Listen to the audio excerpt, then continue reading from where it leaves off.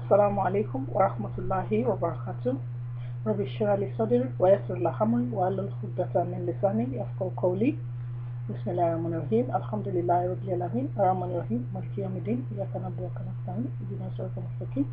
Siratal ladzina an'amta 'alaihim ghayril maghdubi 'alaihim waladdallin. Amen.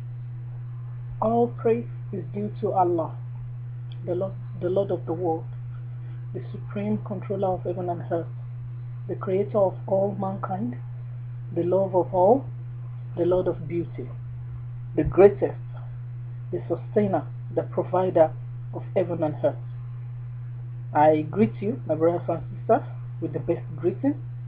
Assalamu alaikum wa rahmatullahi wa barakatuh. My topic today is culture and tradition in Islam. My brothers and sisters, well, culture and tradition, and Islam. At first, I have the part of it, which already has been done. Part 2 of it, part 1 of it. Islam. Let me just go straight into it, because it's continuation. Islam is not a family alone. As in, it's not a family thing. Islam is far, far, far from that. But most especially in African countries, we get Islam, we get it all mixed up. And why is that? It's because we do not bother to seek for knowledge. We all wait for people to tell us, maybe in the time of Maulud Nabi, or in the time of Eid or Fridays, we sit in the mosque to listen to the to the sermon in the mosque, then that's it. Or maybe on Sunday, maybe they are doing Latif or any other prayer, we sit down, listen again. But really, Islam is more than that. It's compulsory for us to educate ourselves. It's compulsory. We must try to know more. We must try to understand Allah subhanahu wa ta'ala. We must try to educate ourselves, because there are so many things we do, that is not allowed. But we cannot know this, because we're just there waiting for someone to, to read it or to educate us, or let me say to tell us what to do. But sometimes these people we are waiting for might be wrong. They might not know what they are doing themselves as well, but we are waiting for them. My brothers and sisters, it's not something we wait for maybe our dad or mom to educate us. It's like we go to school, In school, you don't wait for your parents to teach you about science. You just go to the library or you read it, you find out the solution for yourself, because you are going to do exam. It's exactly the same in Islam. There is exam. The day of examination is the day of judgment. The day you meet Allah is the day of examination. And this day, mother or father is not going to be standing there, or imam or your leader or the scholars, they are not going to be standing beside you, right next to you, and be saying, oh, I made the mistake, I was the one who told him or her that you don't need to recite Fatiha when you are doing Salat, or I was the one who... No, they are not going to be there. It's going to be between you and Allah subhanahu wa ta'ala. My brothers and sisters, and Allah subhanahu wa ta'ala has provided us with enough information to understand this religion. Allah has provided us with enough, everything, talk of it, that could be or will be problem of humanity. The whole of humanity is in the Holy Quran. So we have all the guide, we have everything. I'm not saying you shouldn't go to the scholars. I'm not disagreeing with you that you shouldn't, but sometimes the scholar that you're going to, you don't even know. It's only Allah that knows who is who. The scholar you're going to is only Allah subhanahu wa ta'ala that knows what the scholar does. when there is no one there. So, my brothers and sisters, the best thing I would suggest we find out by ourselves is the best. Then the next one is passing from generation to generation. It's not something that we force our people into. You don't force anybody to Islam. Islam must be, you have to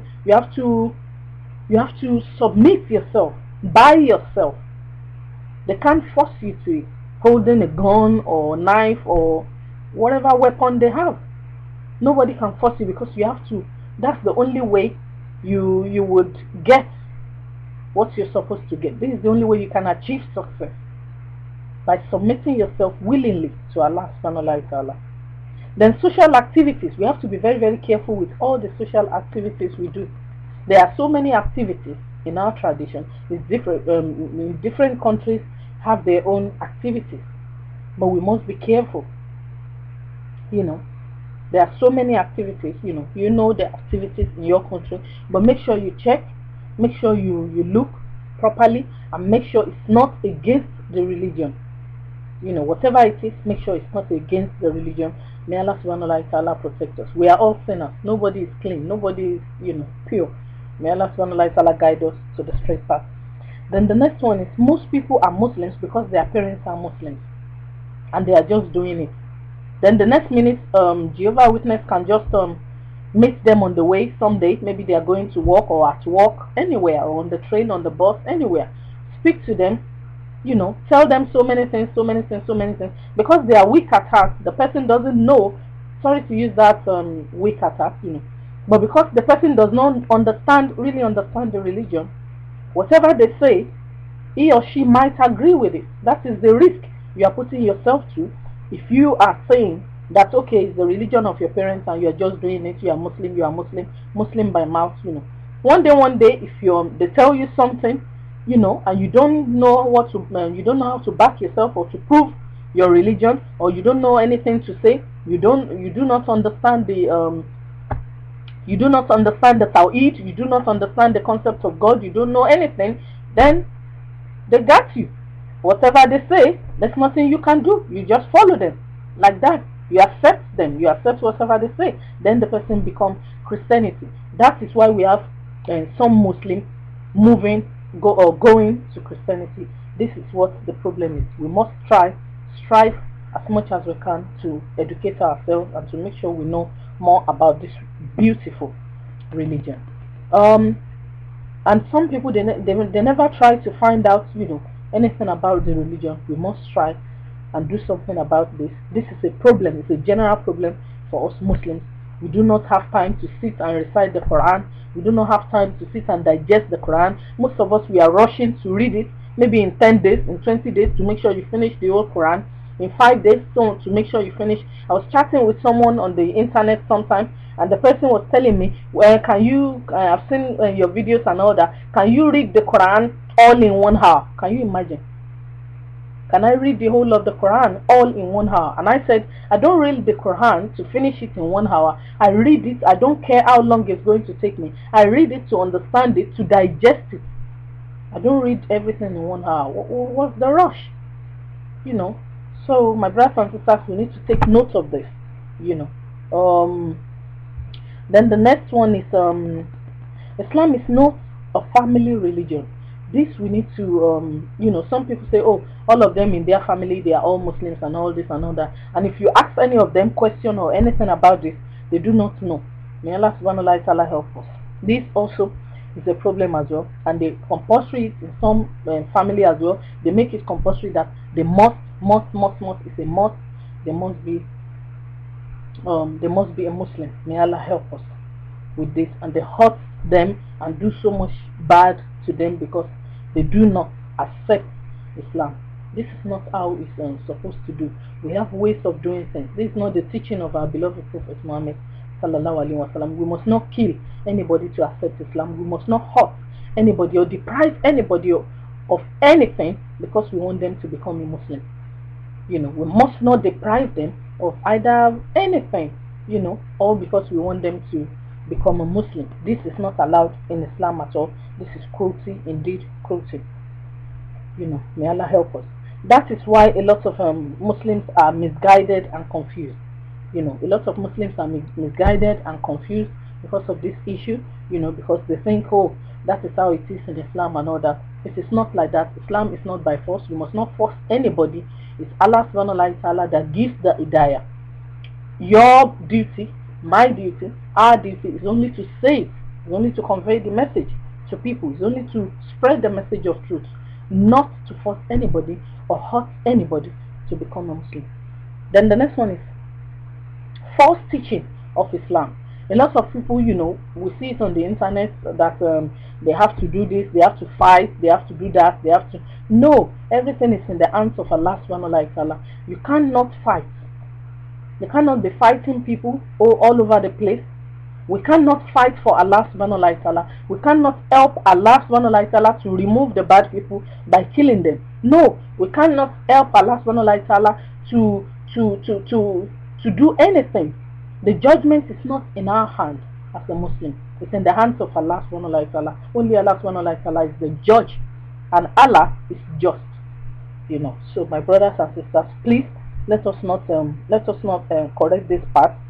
We must not hurt anybody or take justice into our hands. Then some do not even know the difference. Some people don't know the difference between their culture and religion. We have a lot, and this is our problem more especially in Africa. We do not know the difference between religion and culture anymore. It's all mixed up. May Allah subhanahu wa ta'ala help us. We need to take note of this, and if we are not careful, before we know it, we are going astray already. And if we are doing anything according to our beloved Prophet Muhammad sallallahu alaihi wasallam, anything that do not go along with the teaching of Islam, that is not asked of you, and if you are doing it, my brothers and sisters, that means your ibadah, your salat, everything is not going to be accepted by Allah subhanahu wa ta'ala. Whatever that you are doing, if you are not doing it the way it's supposed to be, my brothers and sisters, it's a risk. May Allah help us. May Allah guide us. Then the next one is a question, where do you submit to Allah subhanahu wa ta'ala, or you submit yourself to your culture? If you submit yourself to your culture, my brothers and sisters, our example, Allah subhanahu wa ta'ala said He created and sent all the prophets to be our leader, to be our role model, and they are all good role model. Peace be on them all. My brothers and sisters, our beloved Prophet Ibrahim alayhi salatu wassalam, he did reject his family. In fact, he goes against them because they are idol worshippers. He do not make the mistake by mixing the idol worshipping with Allah subhanahu wa ta'ala, because Allah subhanahu wa ta'ala is one and only. He has no partner, no friends, nothing. It's one and only, and self-sufficient. So we must not make this mistake. We must always remember the Tawheed in everything we do. If we always remember the Tawheed and hold on to the oneness of Allah, we will not make mistake, because Allah will never forsake the believer. Allah says in the Quran that He will never forsake the believer. So then the next one is the dressing code in Islam. May Allah subhanahu wa ta'ala help us. We have a lot of dressing code. That is a big topic on its own. May Allah subhanahu wa ta'ala help us. I'll try and make a video about that, for the women and for the men as well, so that because a lot of people will mix it up. We believe, oh, we can dress anyhow and all that, and some people, they just dress. Some people will be wearing clothes very long, covering all their legs, and it will be taking dirt all over the place. Allah subhanahu wa ta'ala do not want this. Islam is a religion of cleanliness. Islam is a clean religion. It's a perfect religion. That is why it's the religion of Allah, and everything about Allah subhanahu wa ta'ala is perfect. If you do this religion properly, Allah subhanahu wa ta'ala will accept you. If it's not done properly, Allah subhanahu wa ta'ala will not accept you. May we not be put to shame in the day of judgment. The behavior of a Muslim, we have so many things that people do, the way we behave, the way we talk, we hear so much what our people is doing. May Allah subhanahu wa ta'ala, what our people are doing, may Allah subhanahu wa ta'ala continue to guide all of us. We just have to be careful, with everything we do. We have to be careful with what we say, the way we behave and everything, because Allah subhanahu wa ta'ala is watching us. And Allah says we are the best. We are the best because we enjoy good and we forbid bad. That is why we are the best. If you don't enjoy good and forbid bad, then you're not the best. May Allah subhanahu wa ta'ala help us, guide us to the right path. Thank you very much for listening to this video. I'm still your sister, Jamia Awutunde Bunshik Soyib Al-Wajud Radiallahu Ta'ala. May the peace, mercy, and blessing of Allah be on you. Assalamu alaikum. See you next time. Subscribe for more videos. Salam.